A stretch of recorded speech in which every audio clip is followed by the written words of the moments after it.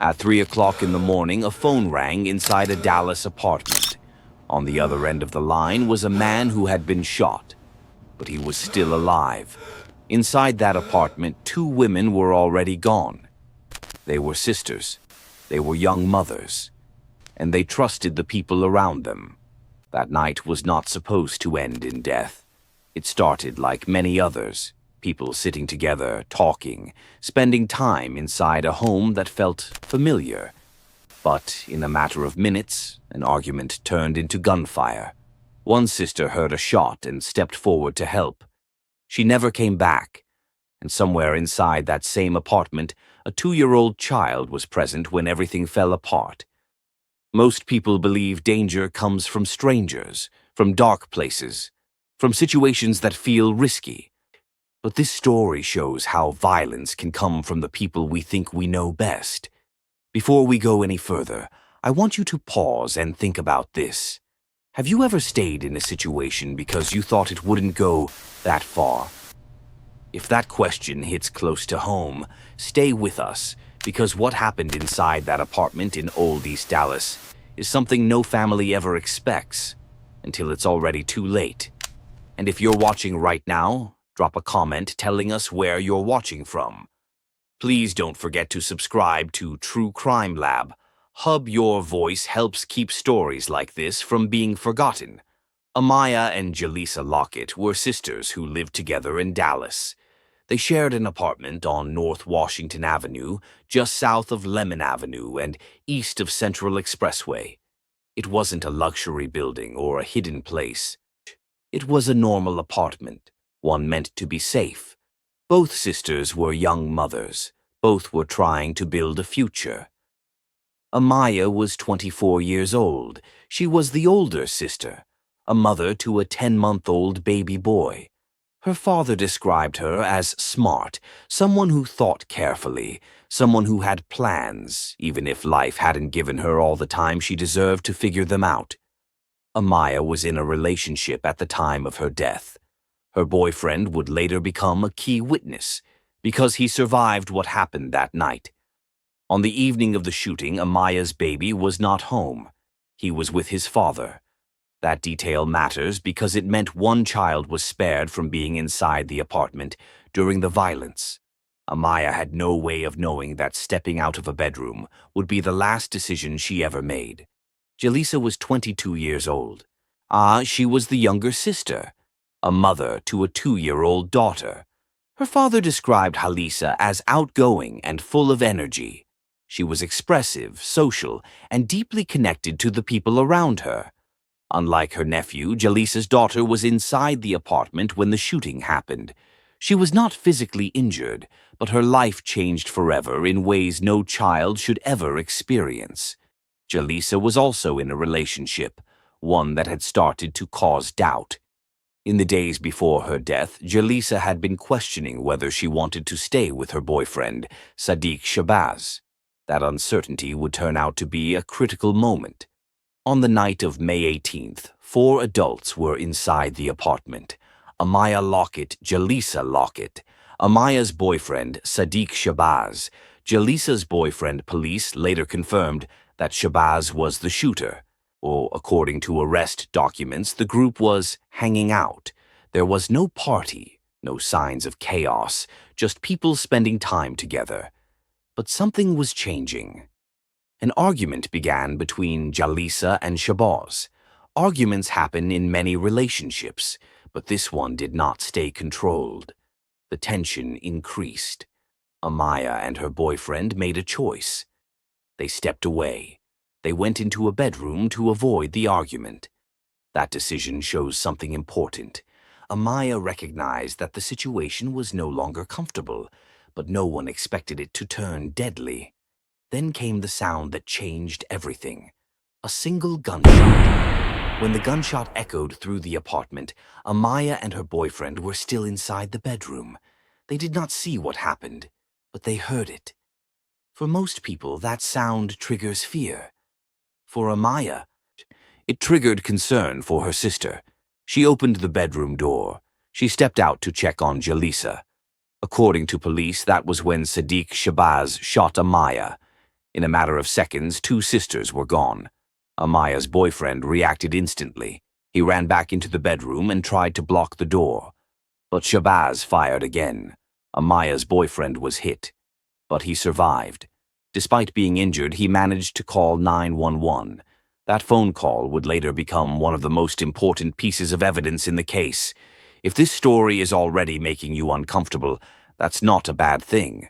Stories like this are hard to hear, but they're important. If you believe people don't talk enough about relationship violence, hit the like button. And if you've ever seen an argument go further than it should have, leave a comment below. The phone call came in around 3 a.m. On the other end of the line was Amaya's boyfriend. He had been shot. He was in pain, but he was alive. Despite his injuries, he was able to tell the dispatcher what had happened inside the apartment. He told them that two women had been shot. He told them where he was hiding, and he told them who had done it. That call mattered. Without it, the outcome could have been even worse. Police rushed to the apartment on North Washington Avenue in Old East Dallas. When officers arrived, they entered a scene that no family should ever have to imagine. Inside the apartment, they found Amaya Lockett and Jalisa Lockett. Both had suffered gunshot wounds. Both were pronounced dead at the scene. Nearby, Amaya's boyfriend was found alive. He was treated and later transported for medical care. Doctors expected him to survive. Inside the apartment, police also discovered Jalisa's 2-year-old daughter. She was physically unharmed, but she was present when her mother was killed. That fact alone would haunt investigators, family members, and the community. Police did not have to search far. According to investigators, Amaya's boyfriend was able to help lead officers to Sadiq Shabazz. Shabazz was identified as Jalisa's boyfriend. He did not deny what he had done. In arrest documents, police stated that Shabazz admitted to shooting all 3 people. He told officers that he acted out of rage. He also said something that would later anger the victim's family deeply. He claimed he did not mean to kill anyone. Those words did not sit well with Jalisa and Amaya's father. To him, there was no excuse, no explanation, no wording that could undo the damage. Shabazz was taken into custody and booked into the Dallas County Jail. Prosecutors did not treat this as a simple case. Sadiq Shabazz was charged with capital murder of multiple persons. This is one of the most serious charges under Texas law. His bond was set at $3 million. As of now, he remains in jail. For the family, the arrest brought no relief, only the beginning of a long legal process, because no charge can bring back 2 daughters. John C. Lockett lost both of his daughters in one night. For him, the pain did not arrive slowly. It arrived all at once. He said the loss still does not feel real. One day, he was talking to his daughters regularly. The next day, they were gone. When he spoke to reporters, he did not focus on anger alone. He focused on who his daughters were. He talked about Jalisa's energy, her outgoing personality, the way she connected with people. He talked about Amaya's intelligence, her thoughtfulness, the way she approached life. He wants the world to remember them as people, not just names in a headline. And now he has another responsibility, raising grandchildren who will grow up without their mothers. He has stepped in to help care for Jalisa's daughter and Amaya's son, children who will one day ask questions that have no easy answers. In the days following the shooting, one detail stood out. Jalisa had been questioning her relationship. Her father said she was unsure if she wanted to stay with Shabazz. That moment matters, because many cases like this share a pattern. Violence often appears when someone tries to pull away, when boundaries are set, when control is challenged. This does not mean Jalisa caused what happened. It means her instinct to question the relationship was valid, and it deserved support. Too often, people dismiss doubts as temporary feelings, but sometimes doubt is a warning. If you've ever stayed quiet because you didn't want to cause conflict, pause here. If you've ever seen someone close to you struggle in a relationship and didn't know what to say, comment below. Your experience could help someone else watching right now. One of the most common things families say after tragedies like this is, "We never saw it coming." Jalisa Lockett said the same. From the outside, nothing seemed extreme. There was no public history of violence, no warning that something this severe would happen. But familiarity can hide danger.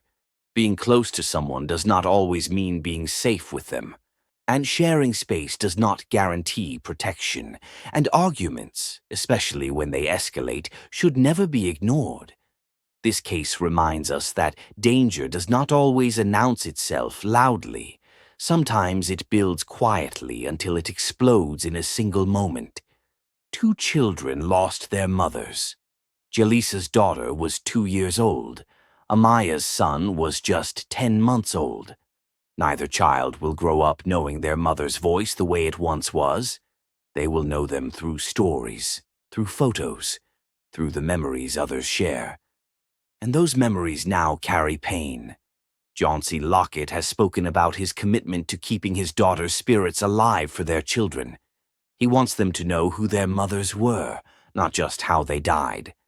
The case shook Dallas, not because it was rare, but because it felt familiar. People saw themselves in the story.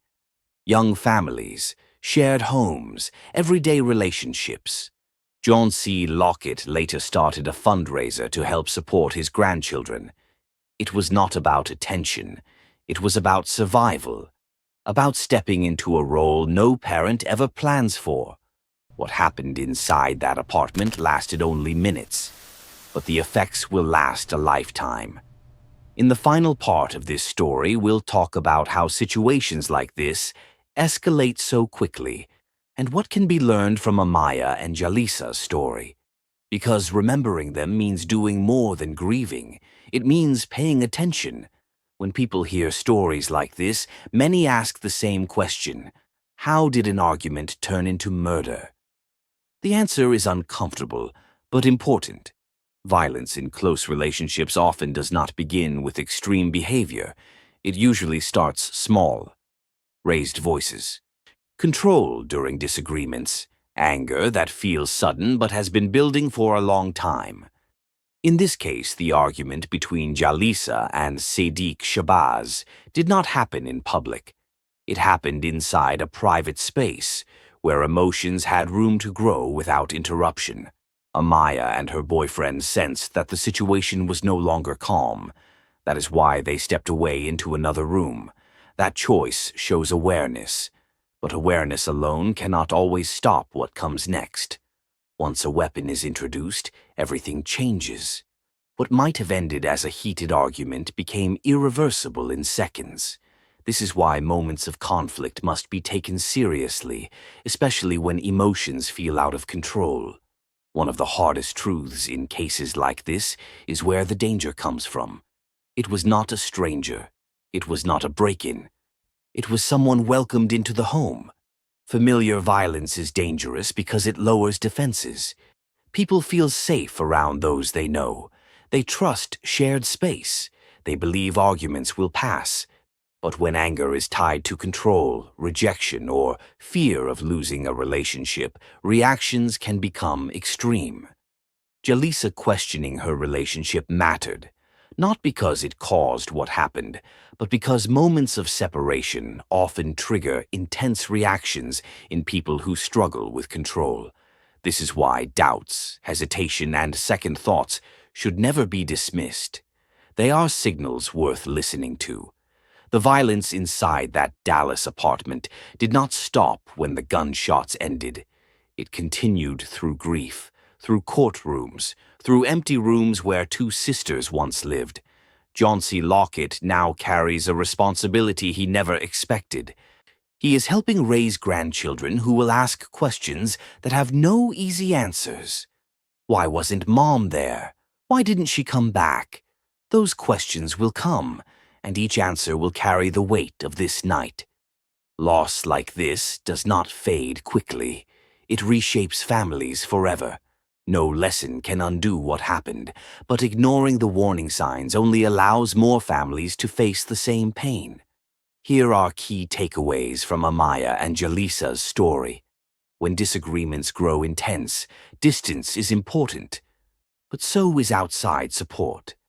Jalisa questioned her relationship. That moment deserved protection and care. Even when they are unharmed physically, being present during violence changes lives forever. Anger does not remove responsibility. Nothing can justify taking a life. Talking about concerns early may feel uncomfortable, but silence can cost everything. These are not abstract ideas. They are lessons written in loss. Amaya Lockett was more than a victim. She was a mother, a sister, a woman described as smart and thoughtful. Jalisa Lockett was more than a headline. She was outgoing, a mother, a young woman still figuring out her future. They lived together, they supported each other, and in the end they were taken together. Their lives mattered, and remembering them means telling their story with honesty. This case is hard to hear because it feels close. It happened in a home, between people who knew each other, in a moment that could have felt ordinary just hours before. That is what makes it frightening, and that is why stories like this must be told carefully and remembered clearly. Because behind every headline are real people who never got another chance. If this story moved you, please share it. If you believe more people need to hear about how quickly things can change, subscribe to the channel. And if you've ever thought, this could never happen to someone I know, remember, many families once believed the same thing. Rest in peace, Amaya Lockett. Rest in peace, Jalisa Lockett. Most true crime stories end with an arrest, a charge, a bond amount, a courtroom door closing. But for families like the Locketts, that is not where the story truly ends. That is where a different kind of life begins, a life shaped by absence. In the days after Amaya and Jalisa were laid to rest, the apartment they once shared fell silent. No voices, no movement, just the weight of what had happened inside its walls. For John C. Lockett, silence became the hardest part. Not the headlines, not the court documents, but waking up and realizing there would be no calls from his daughters that day, no updates, no plans, no ordinary moments. Those are the losses no legal process can address. Capital murder charges bring serious consequences, but they also bring long waits. Months, sometimes years. Court dates are set, delayed, and reset. For the public, attention fades. For families, the pain does not. Every hearing becomes another reminder. Every update pulls the wound open again. And through it all, life continues for everyone else. That contrast is one of the hardest realities families face. The world moves forward. They remain standing still. One day, Jalisa's daughter will ask questions. Not all at once. They will come slowly, over time. Why don't I have pictures with my mom when I get older? Why do other kids have mothers at school events? And one day she will learn the truth. Amaya's son will grow up knowing his mother through stories told by people who loved her. Stories carefully chosen, stories meant to protect him. But even the softest truth still carries weight. These children will grow into a world shaped by something they had no control over. That is the longest consequence of violence. Some viewers may wonder why these stories are told at all. Why revisit pain? Why open wounds? The answer is simple. Because silence helps nothing. Because ignoring uncomfortable realities allows them to repeat. Because every person who watches and recognizes a warning sign may change the outcome of another story that has not happened yet. Amaya and Jalisa cannot be brought back, but their story still has power. Power to interrupt another argument before it turns dangerous. Power to make someone pause instead of staying silent. Power to remind people that safety should never be assumed. If you are watching this and thinking about someone you know, someone who seems unsure, someone who feels tense around their partner, someone who has pulled away recently. Check on them. Listen without judgment. Sometimes the smallest moments of support matter more than we realize. Two sisters walked into adulthood carrying responsibility, love, and hope. They should still be here. Their children should still have their mothers. And yet, their story now lives on through memory and through the choice to pay attention. Thank you for staying with this story until the very end, because remembering them means more than watching. It means caring enough to notice when something isn't right,